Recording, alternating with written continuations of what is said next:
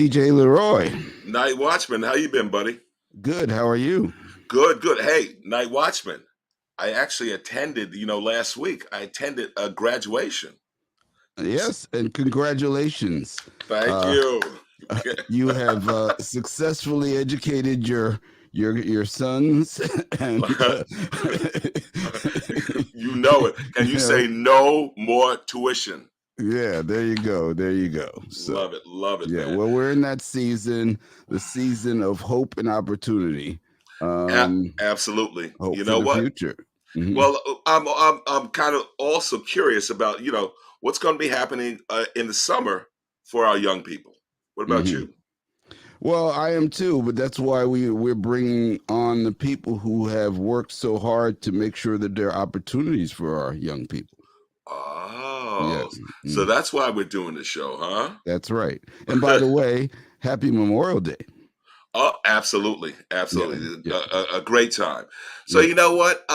We have two veterans and two newbies. Hmm. So why did I bring out the newbies? What do you think? Sounds good. Okay, the first newbie, of course, is Miss Shaba Keys. She is, of course, the chair of the Boys and Girls Club of Harlem. Yes. How you Welcome. doing? I'm fine. I'm fine. Happy to be here. Good evening. How are you? Beautiful, beautiful.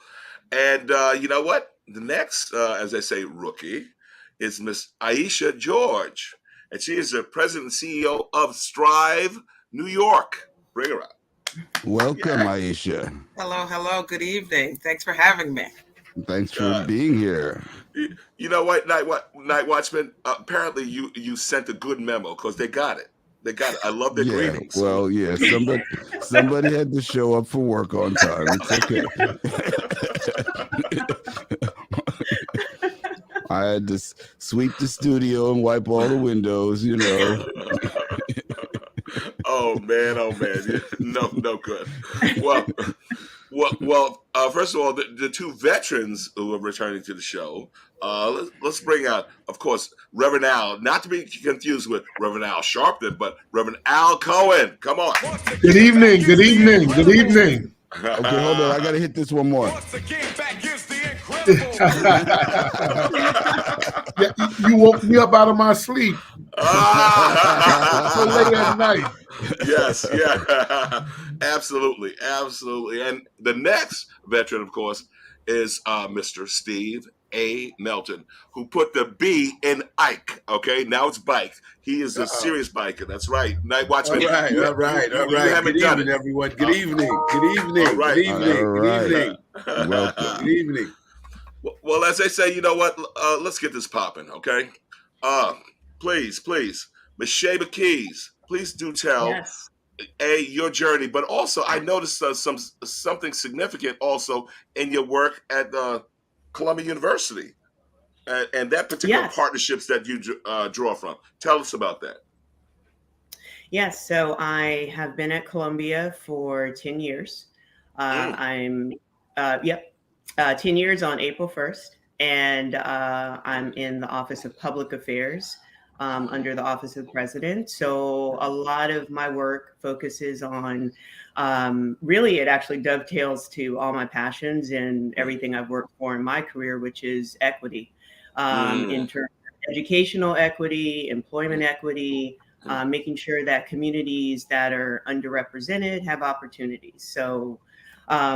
So I work on behalf of the university to create and extend the university's knowledge share, resources, opportunities, so that the community can benefit from it. So the community of Harlem and then New York City wide.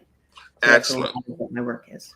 Yeah, because I was noticing how that particular work with Columbia also, as you said, dovetailed exactly with your oversight there of the Boys and Girls Club of Harlem. So tell me about that and how you actually discovered them, or did you know about them before that, or what? So it's funny, actually. I used to live near you, Curtis. I lived on the same street. And then I was introduced to the executive director at that time, our former executive director. And so they were actually at that time interested in connecting with Columbia on a couple of projects and programs that they wanted to get started. So I ended up, having lunch with Dominique Jones, the former executive director, and then Shirley Lewis, our longtime board member, who embodies all of Boys and Girls Club of Harlem. So I had a lunch with them, and before I knew it, they were paying the check and spot on the board, and there you have it. And now somehow I ended up board chair. So congratulations! Oh my God! Yes. well, you know what, Miss George. Now Yes. I'm thinking about Leslie Stahl, and I'm thinking about 60 Minutes some years ago, and this is like wow, how literally a boot camp approach to job readiness training. How did you learn about Strive and their mission, and what resonated for you? Absolutely. So thank you for bringing that up. That is a space that Strive has held. Strive has been around since for over close to 40 years now, right? Really located in East Harlem, working with individuals who have extreme barriers to employment, right? All of those barriers that we know that are systemic issues, really, that have been put in our community and now on our backs to figure out how to navigate through. How do we do that? Strive has been doing that in a way where entrenched in the community to help these individuals navigate all these systems and structures, but also providing supports, right? Those real life supports that include food insecurity issues, housing issues, wellness issues in regards to mental wellness. All of those spaces we've been able to help individuals navigate through. Nice. And you know what? I have to also then find out from, of course, Steve Melton, right? Steve, you got a beautiful headquarters there on West 155th Street. I mean, A, is it fully utilized and packed? And B, what am I hoping to see this summer? You got some stuff popping off that young people need to know about? Yeah, we're very excited about what's going to happen summer 2023. We all have been dealing with the aftermaths of COVID-19, and so we continue to move forward and get back to what the new normal is as it relates to reaching kids. So each day, each month, our membership grows. Kids are coming back and rediscovering the clubhouse at 250 Bradhurst Avenue at 155th Street. We have this beautiful 50,000 square foot facility that the community knows more and more about with each day. And so we got a lot of programs we're doing this summer. We're going to concentrate again on workforce development because we know young people need jobs. They need the opportunity to learn good work and understand what the world of work is all about, but also, most importantly, put money in their pocket. And then we're going to have an exciting program for our younger members, those members who are not in the workforce, but still need to use their time creatively and positively during the summer. So we'll have a whole schedule of activities, recreational activities and educational trips and adventures. They'll make their summer interesting, but most importantly, safe. Beautiful. One thing I have to say with you, Reverend Al, is that I've been really so impressed with the interaction that you've been able to foster with young people and the law enforcement in the community, bringing them together to have dialogue, to talk about, some of the issues that young people, especially young people of color, that they face, and how there is not necessarily been this trust factor between them and law enforcement. How have you been able to manage that particular dynamic? Well, first of all, thank you once again for this evening platform. But one of the things that my wife and myself, we do is a lot of work with these young people. And it's all about really having a safe space for these kids to come and talk without any judgment. And we started that 3 years ago, and this thing just took on wings of its own, to the point that we're in like 20 schools throughout the city teaching social emotional learning. We have an engagement team. These are men and women from the community that we hire to go into the schools, to work in conjunction with school safety to make sure these kids are going to class.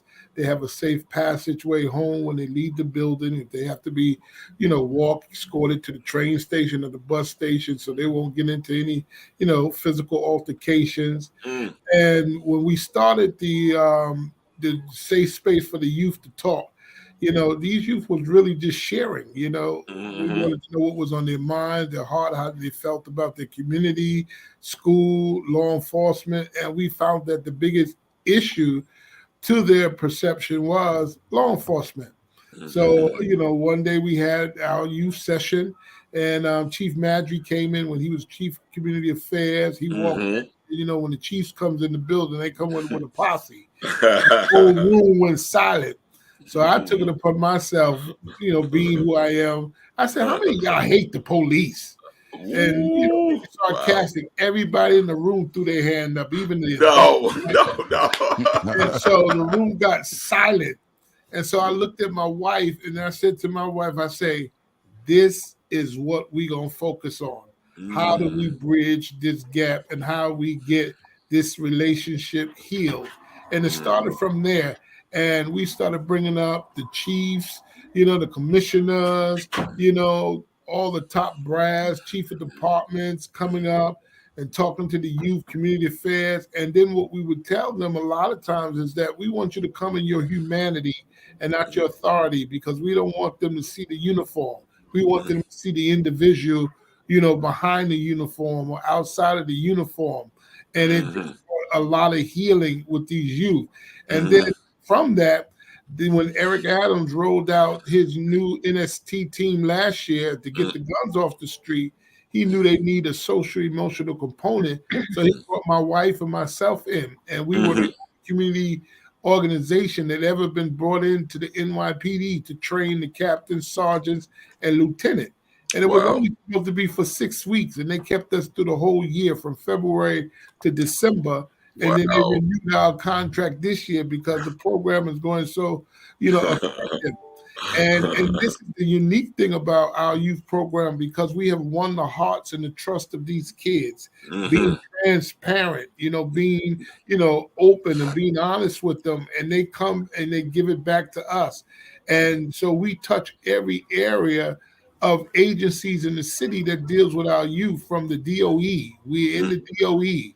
We were NYPD, so we have a voice to bring the balance to these youth in areas that they're dealing with and they're struggling with in schools, with law enforcement and in their community, and now we just getting ready to be brought on to the DOP, which is the Department of Probation. So we're excited about the work that we're doing, and we're setting up some great things for the summer, because we have the SYEP program.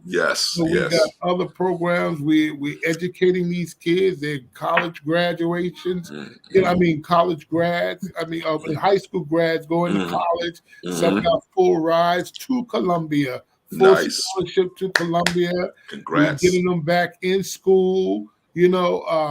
And we got stuff planned for the summer where we're taking them on trips. We got like entrepreneurship programs for them. We have financial literacy programs for them. We have our own teen podcast. We have a podcast set up for teens. So, it's just, growing, and we're excited about it. Beautiful. And you know what, Shaba? I heard from Steve. He's kind of like flexing because they have a beautiful headquarters right there on Bradhurst and 150th. But you know what? The Boys and Girls Club of Harlem, they ain't too shabby, right there on 145th Street. So and especially now with the AstroTurf that you guys have laid out. Please tell me about that, your space and how it's being utilized for the young people.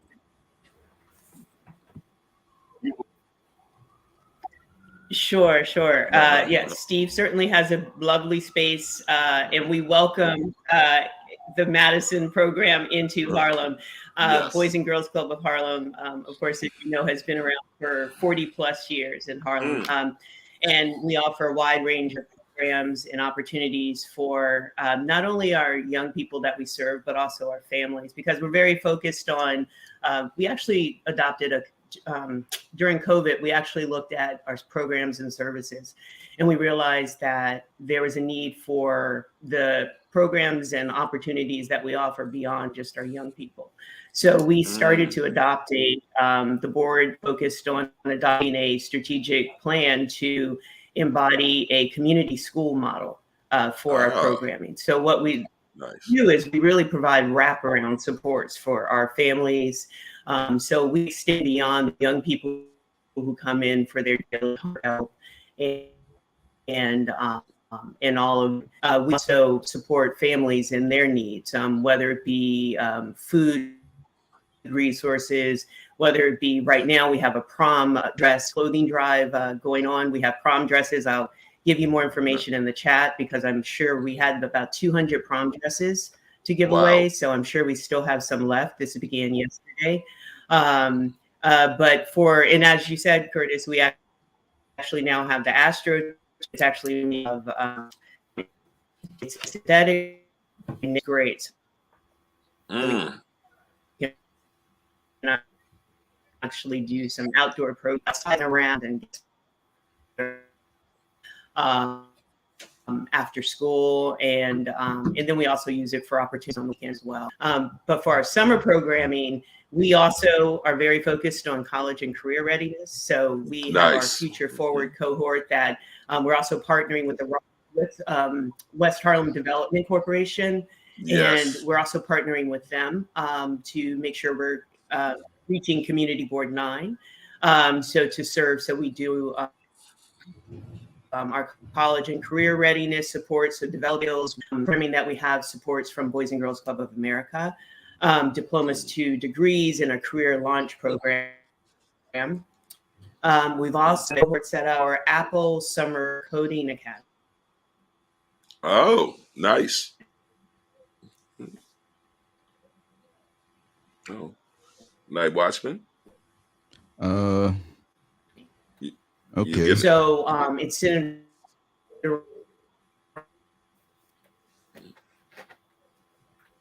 emotional well-being. Our groups created an app that does, and so we have so many opportunities for young people to express themselves. And then in our third cohort, we have a program with Cornell Food Justice Initiative. So looking at identifying and community mapping of food deserts in Harlem, and how we can have healthy eating skills with our families and our young people. So we are packed all summer, beginning in July and going until the beginning of August. Excellent. And having heard that, certainly, Ayesha, now Strive, I don't typically think about youth services. I think about, workforce development, work readiness for adults mainly. But tell me about the youth initiatives that you guys are implementing this summer and beyond. No, exactly. Typically our average age is a little older, right? Of the individuals that we serve, it's around 30 or so. But we recently have a youth-specific program called Future Leaders that we're working on. And kind of backing it up, I think when thinking of youth, when talking of youth, I think we need to be mindful and remember that someone in my office always says is that the youth, their greatest strength is their willingness and their desire to progress, right? Yes, exactly. It's that unknown. They want to do better, but they don't necessarily have the access, the opportunity, or the understandings of what better is or how to get there. And that's the space that Strive is holding right now for individuals 18 to 24 years of age. Is that what we're doing is giving them that space to have access and opportunity. So individuals who are specifically right now justice impacted. That's huge. They need access. They need opportunity. But how do they get to those things? We're trying to bridge that gap for these individuals, the gap from gainful employment, but also to community college. Part of our programming provides a space for individuals to come to us, receive some credentialing within, they get like their OSHA, they get some site safety training, they get a whole package of things, but they have opportunity through our partnerships to then go on to BCC. right? We formed some Nice. partnership that is linking individuals because we know that's what they need, right? They Right. need that opportunity. And this is all at no cost to them, is to be able to access these things. They give their 100%, we have 100%, we have their back, right? That's that space that we're giving them. Well, you know what? Also, Ayesha, I was definitely impressed when I attended a luncheon featuring women entrepreneurs, all about empowerment and success. So, where was that? How did that brainchild come about? Well, that's an initiative. So we found that a lot of our students that come to us are women, like more, Mm-hmm. probably a little bit more, half or so are women, and a lot of these individuals are coming and they either have children or a life situation where they have to take care of the household. And so we found that a lot of these women are resilient, right? They are Yes, coming yes. in with their own resilient skills, but they have a ton of skills, but they just need the access. And so out of that, we found that just some exceptional individuals were coming to us. And we were able to highlight their journey, their story, the success that they have found, but also just helping paint that picture of it's not a straight road, right? Life Mm-hmm. is up, it's down, but it's that point of you just got to keep moving forward. Excellent, excellent. And yeah, certainly that's one of the things that we were definitely able to observe when I attended that, and just seeing how also the people in the audience were inspired. Uh, Absolutely. I guess, Steve, I know I had actually, and this is before, of course, COVID and lockdown. You guys had also a very inspirational gala when you had some of the former leaders. Oh, also, I'm sorry, even before that, the dedication to the building. When Yeah. you had former President Clinton, you had former President Bush. He wasn't able to show, but we knew that he was also part of your advisory board there. So how have you been able to assemble a real strong cadre of individuals who can actually lend some real resources to your mission?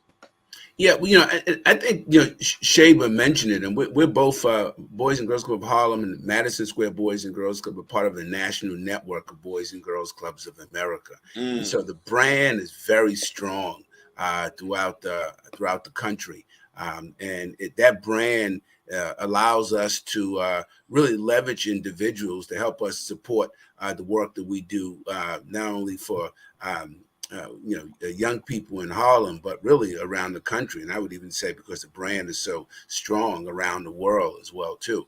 Boys and Girls Clubs are not only in the United States and country, the United States, but then Puerto Rico, in Hawaii. So I mean, the Boys and Girls Clubs are actually now being started in Africa. So it really is a very strong brand, and that brand allows us to be able to access individuals to support the work we do. But most importantly, too, is that we have great alumni. I think all of us do great work. And I think the work is so great is that we tell our young people to, once you've been able to exceed and achieve those goals that you want to accomplish, to be able to come back and be supportive. So, there was a Lou Harris poll that was done several years ago that said 1 in 7 individuals that you come across. So if you're in a crowd of 7 people, at least one of them have a connection with Boys and Girls Club. And many of those individuals are, in fact, alumni of the Boys and Girls Club. And so that's important. Those young people know what Boys and Girls Club was able to provide for them and help them grow and develop. And so it's important that they come back and reach back and be supportive. So we have some great alumni that we can reach out to. And you probably heard about some of the more well-known individuals, of course, like Denzel Washington, very big supporter of ours. But some individuals like Shaq, matter of fact, Mitzi Copeland has now started her own foundation, and her goal is, and Mitzi Copeland is the principal dancer at the American Ballet theater, and she's actually now working with Boys and Girls Clubs, and we actually have a program with her where she has now developed a program at Madison at a Harlem club. Matter of fact, if there are parents who hear this or kids who hear this who want to be involved in ballet, we still have some spots open. But she's now developed a ballet program at the Boys and Girls Club because she was a member of Boys and Girls Club. She was, matter of fact, a member of the Kips Bay Boys and Girls Club in the Bronx, and she knows the impact it had on her life. So this great network, this great brand that we have, the Shaba knows about, up in Harlem, that we know about it in Madison, it really works to our strength. And the idea is to make sure we reach out to some of those alumni, and those alumni reach back and continue to support the work that we're doing. Beautiful. You know what? I even heard that this executive vice president, Steve Melton, is an alum of the Madison Square Boys and Girls Club. Is that true? Yeah, that's my story. I grew up in Harlem, 120th Street and Lenox Avenue, and we had 4 rambunctious boys that mom was trying to raise after dad took the early retirement program. So he left mom with these rambunctious boys, and mom was a day laborer. She needed some support. And so after her middle son, Steve Melton, got into some trouble with the law and the police, she knew that it was time to get him involved in something. And thank God there was at that time, boys and girls clubs used to be just solely for boys. Girls were not involved. It wasn't until the early 70s that things changed around. It became boys and girls clubs. So it was strictly boys back in the day when I was involved. But it changed. It made a big change for me. It gave me a mentor. It gave me something to do positive with my time. It helped me think about college, and pretty much the trajectory is history. After that, it was really about how can I kind of continue to give back, and that's what I've been doing in Boys and Girls Clubs work for the past 43 years.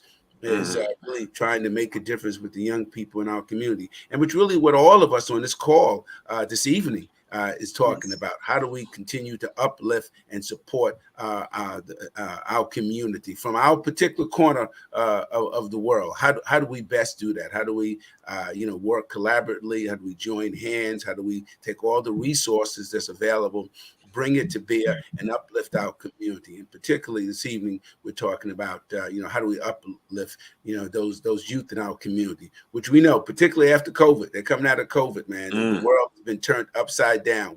We hear it a lot, but the reality that is still very true.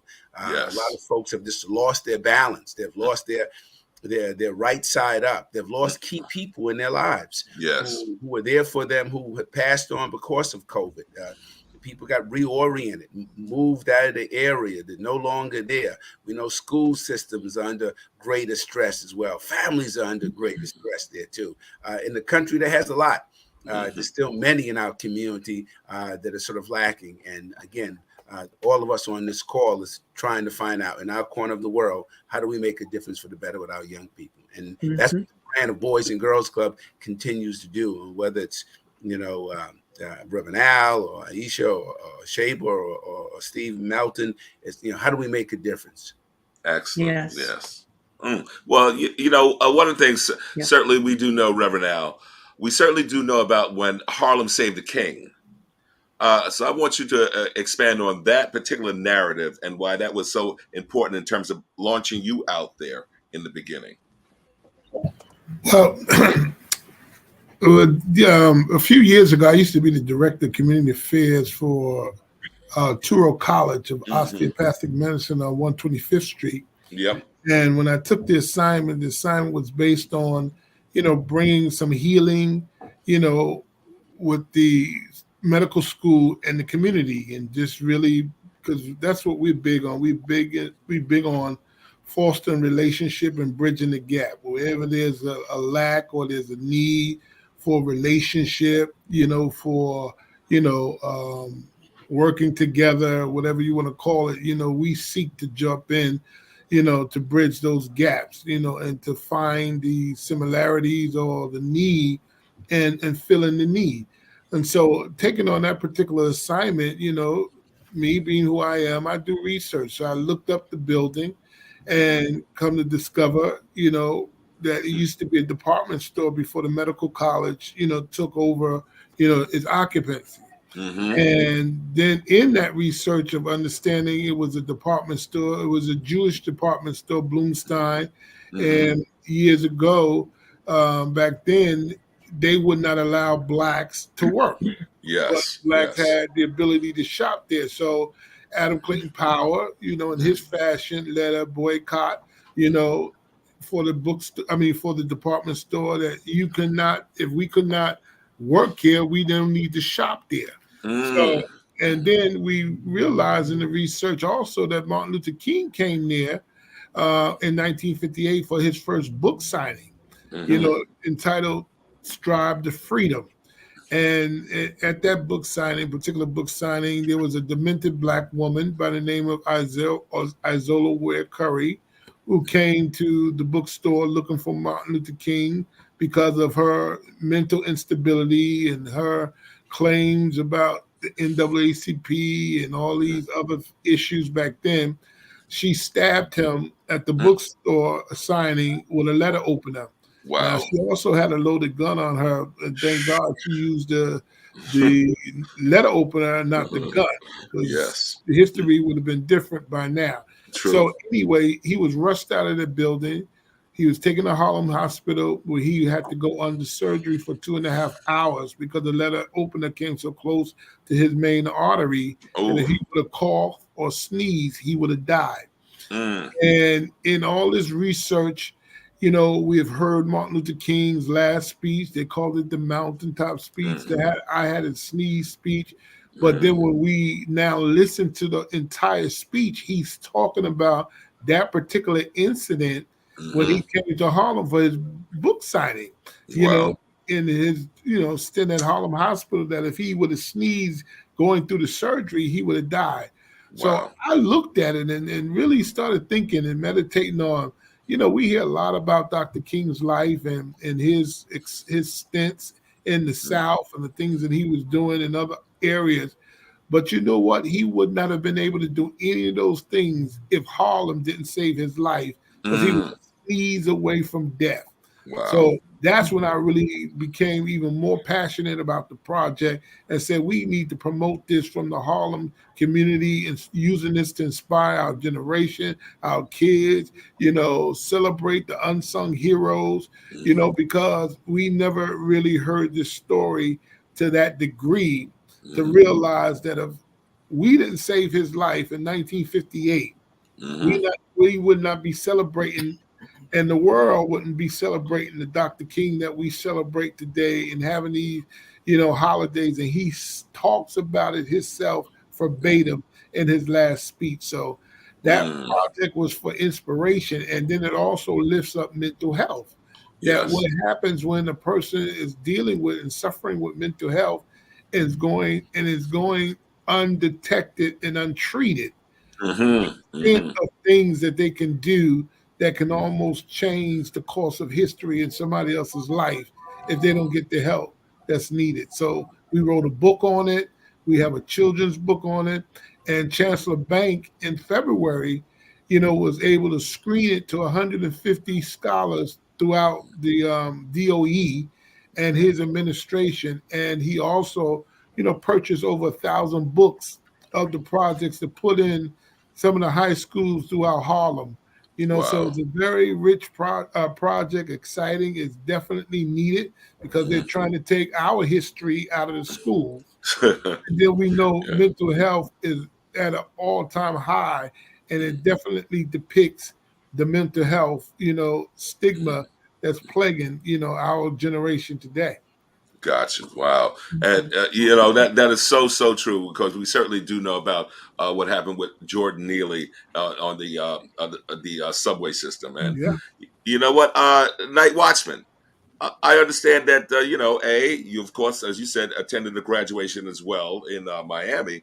But I understand that you've also done some mentoring to young people. You know, you find that as a passion yourself? Oh, absolutely. I'm tired of dealing with people our age stuck in their old ways. So I've recently been rejuvenated by the opportunity. I've been focusing on working with some young people who are tech savvy, but perhaps do not know the rest of how it all impacts the business world. And so I've been mentoring a few people in AI and how that connects to, how people can leverage that. And I find it's invigorating. First of all, to find that I've been relevant to people who are 40 years younger than me, it's very, it's gratifying, And I also feel personally, and I think a lot of you will resonate with this, that we're holding space for the next generation. So, what we need to be about transferring the knowledge, wisdom, and experience that we have and putting it in their hands as quickly as possible so that they can navigate through the challenges. I mean, the young people today have a set of challenges in front of them that we can only imagine what that's like. There's a lot of stuff that we had our challenges, but there's some real crazy stuff going on right now. And so the opportunity that we have to take what we know and what we have learned, sometimes through the hard way, the hard lessons of experience, so that we can pass some of those learnings on so that they don't have to go it, and we can show them a shortcut to their own success and fulfillment in life. Wow.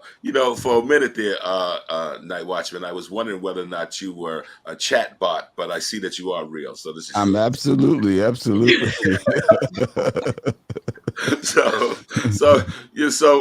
Shaba, I'd love for you to switch hats for a little bit. Sure. I'm going to bring you over to Columbia, and so Okay. for a number of years, we certainly do know that Columbia was not necessarily viewed positively in the community, but with the expansion of Manhattanville and then the resources that you guys have been able to apply to the community and community organizations, I believe that narrative has changed somewhat for sure. And so, what would you say are some of the real positive things that Columbia has been able to do to the West Harlem community? Well, I think, for myself, there's so many programs that are out of the Manhattanville campus. And I think that's really, it's funny, even though Columbia, the campus that everyone knows, the Morningside campus that's off of 116th, even though the public and anyone can walk through, College Walk, I think just the visual of those college walls and the gates.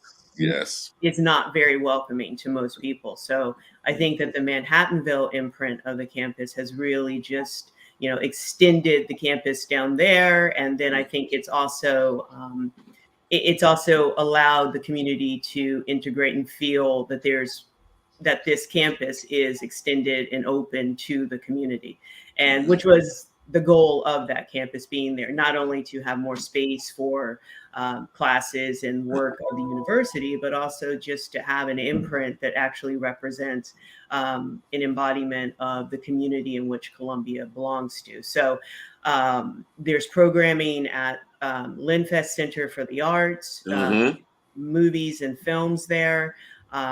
There are also, the School of the Arts has programming and plays there that they offer. And then there's a state-of-the-art, a wonderful gallery, the Wallach Art Gallery that's in there. If you go and look at the Manhattanville website, you can find out about the Wallach Gallery of Art. You can learn more about upcoming there, beginning on June 22nd, actually, is the Uptown Triennial, which features the works of artists predominantly from Uptown. Nice. So, and it's generally, for the most part, artists of color. And it's a really diasporic, presentation. So this year, I believe it's an infusion of music and art is the theme. So that begins on June 22nd. You can go to the website, learn more about that. Then also at the Forum, which is, the ground level is open 8 a.m. to 8 p.m. to everybody. You can stop in there if you just need a place right off of 125th and Broadway. If you need a place to just sit, do some work, meet someone, whatever it is you need to do, that space is open. Charge your computer, your phone, your laptop, whatever. And then there's programming there as well. So if you look at the forum at Columbia University, there's programming there as well. Side note, I actually, similar to what was said about mentorship, I actually, with my husband and I, we have a nonprofit, and we actually do some programming, introducing young people underrepresented in the film community to film and careers in film. So we will actually have some programming that will be happening for youth coming up in June, a special film. And I love it. And Shaba, what's the name of that nonprofit of you and your husband? Sure. It's called the Bridge Lab Harlem. It's the Bridge Lab. Yeah. And Nice. so I can give, I don't know if I can give the link or whatever it is, but yes, and we will have, and we do programming for young people, particularly 13 to 25.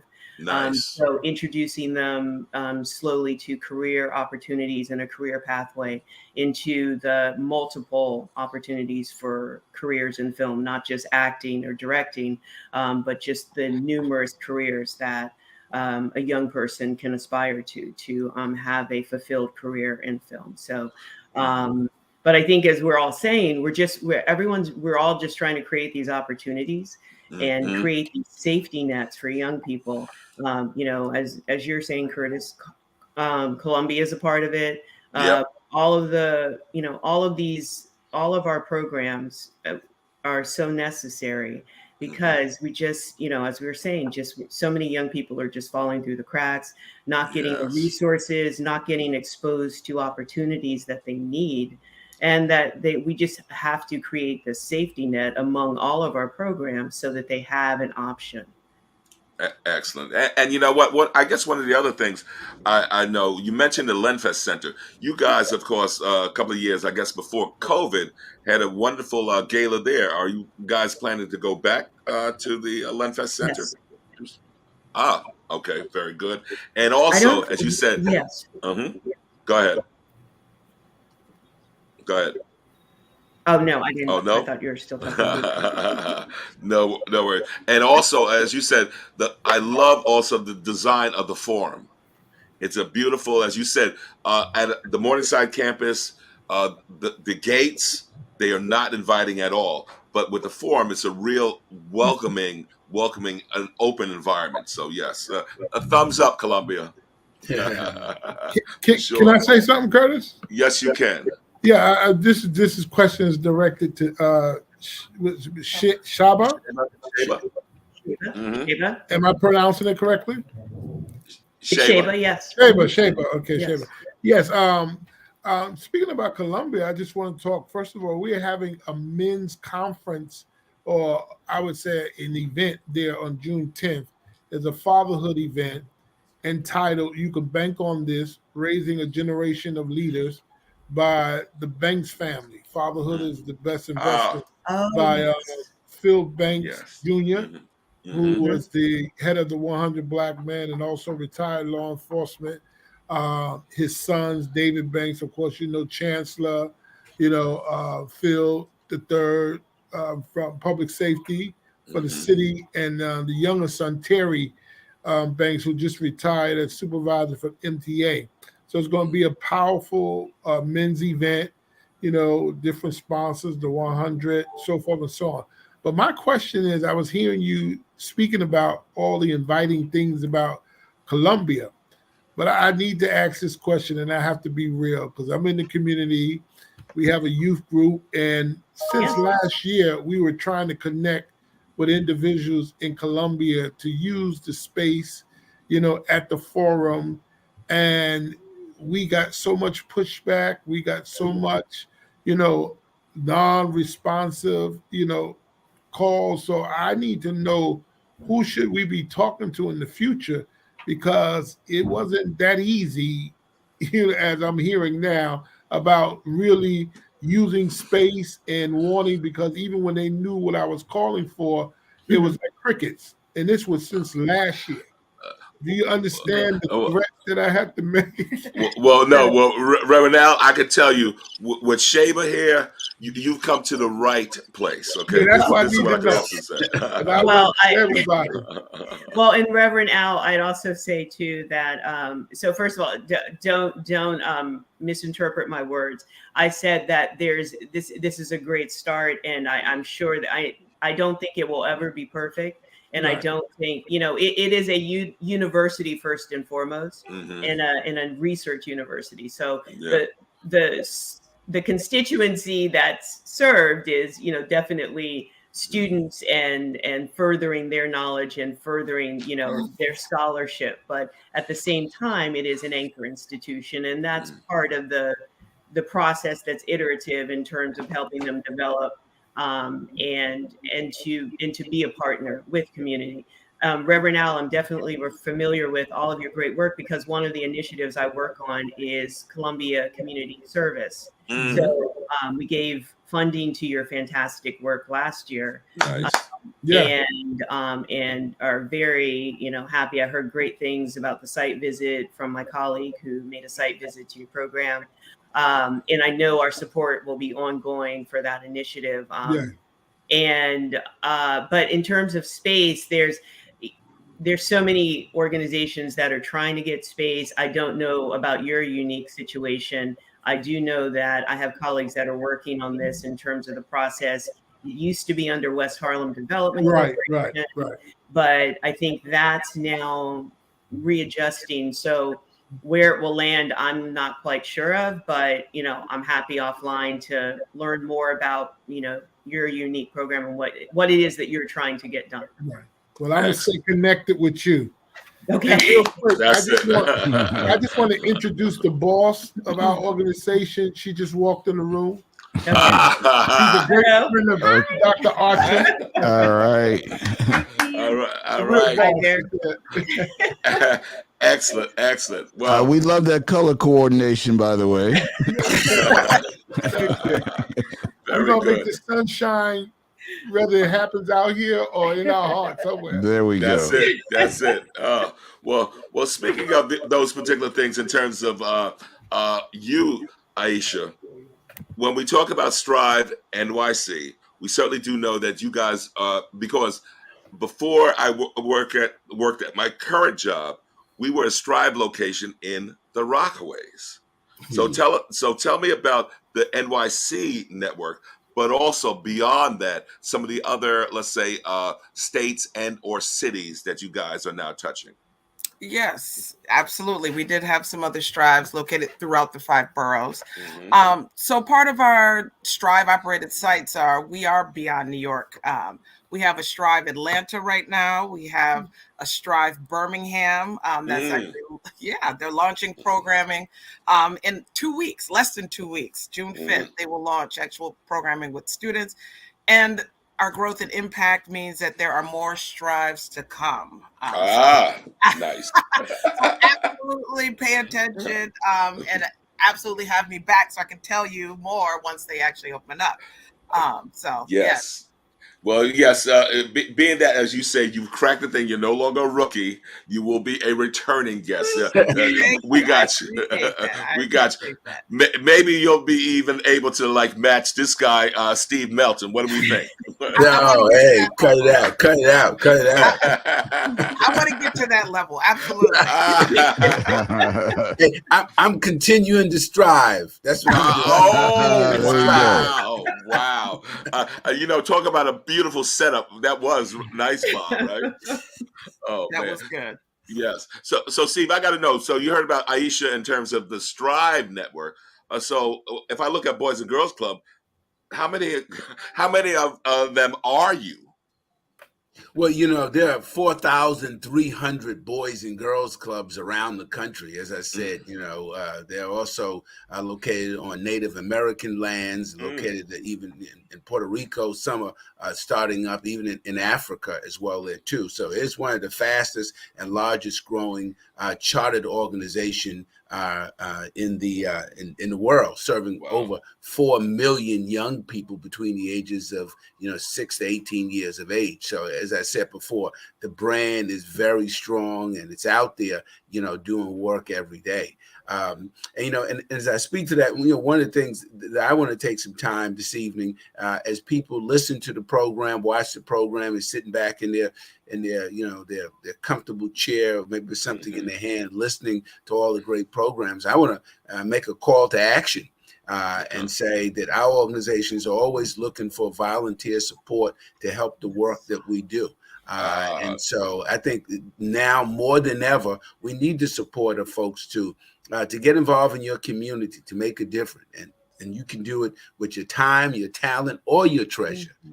So if you have some time, as the Night Watchman has done, Bob, no matter your age, you can still make a difference. And yes, young people, most importantly, want to hear from some of us old heads, because we got the wisdom. We're here. We made it through. We survived it all. And so there's something that we can offer. So your time is important. And so consider, giving some of that time to some of the great organizations that are on this program this evening.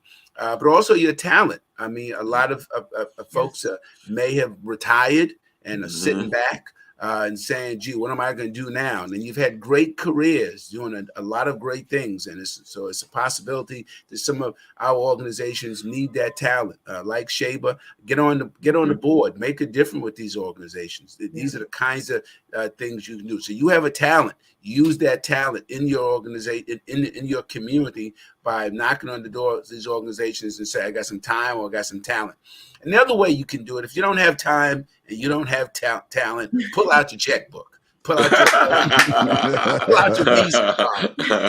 Look up these organizations and say, I'm going to make a contribution to this organization, on behalf of my family, to make a difference. And you can make those dollars designated toward helping kids with scholarships. As Shaba mentioned, maybe young people are graduating from high school and they need a prom dress to get it. I mean, so many different ways you can designate your dollars to be able to do it. Young people need jobs as well. Too. You may have an organization. They can offer a young person a job this summer. Knock on our doors. I'm sure we have a young person that's looking for a job. Possibility of an internship, so they can learn about a new career or a new possible vocation they can consider. So I'm going to make the call to action for all of us and say, listen to the program this evening. Hopefully it's somewhat entertaining. Hopefully it's informative, but most importantly, hopefully it really puts you some action to say, wait a minute, I'm going to get involved with my time, my talent, or my treasure. And boy, do we like treasure. And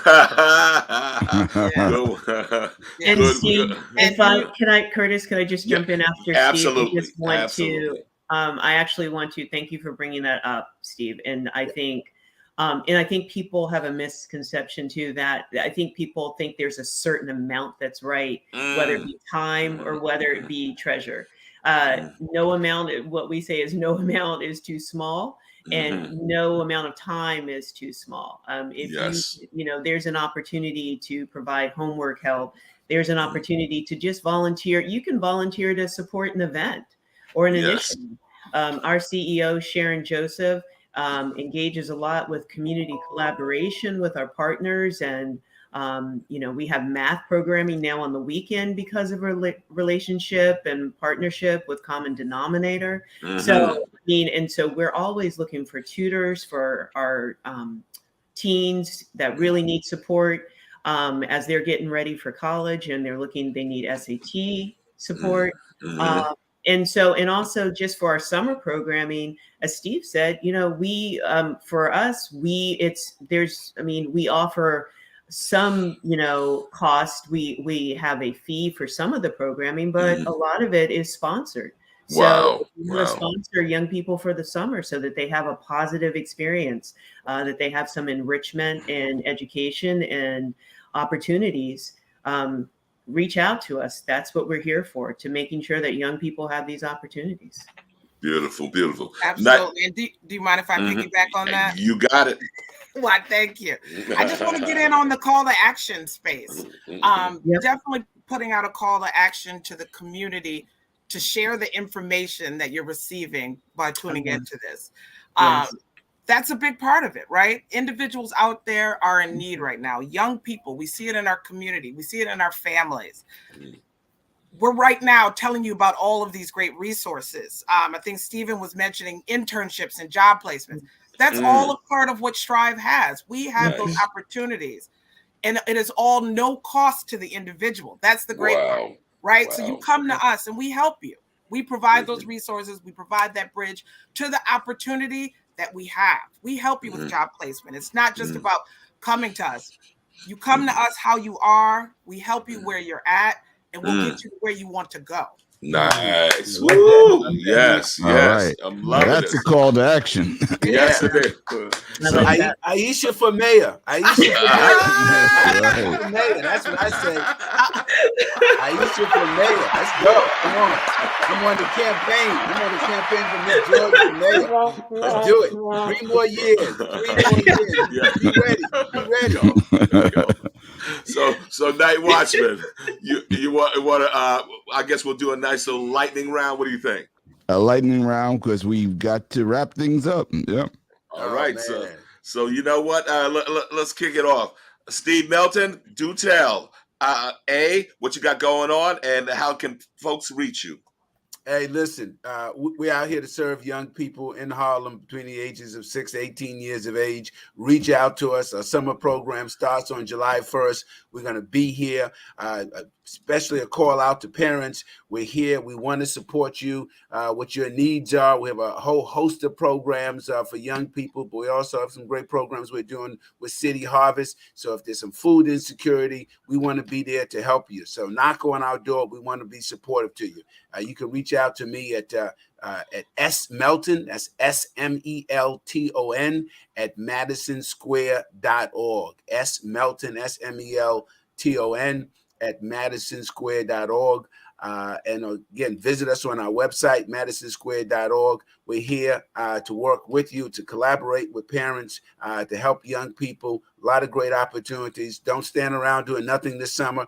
Reach out to your local Boys and Girls Club, whether it's the Harlem Boys and Girls Club, whether there's some support and Strive, all the great things that Reverend Al is doing. And of course, Madison, we're here to support you, young people. Beautiful, beautiful. Reverend Al, tell us about the what's happening at the forum with Columbia. Do tell. Hello, everybody. Reverend Al, yes. The better version. That's right. I'm just a little bit better with the telling of the information. So I will go ahead and let you know. June 10th, we're having our fatherhood event at the Forum at Columbia, 2nd floor. You can bank on this. Also, we are having a big summer youth explosion in August. You can find us on social media at TCIONY. Visit our website, www.tciony.org. Want to make sure that you come visit us tag nights on Thursdays at Salem United Methodist, 4:30 to 6. We're uplifting the voices of the young people. We're starting tag at the Bronx on Tuesdays, 4:30 to 6. Wow. And most importantly, teaching these young people those soft skills, how to communicate, how to network, the art of engagement, changing the mindsets, because if we don't change their mindsets, we're not changing their behavior. Join us.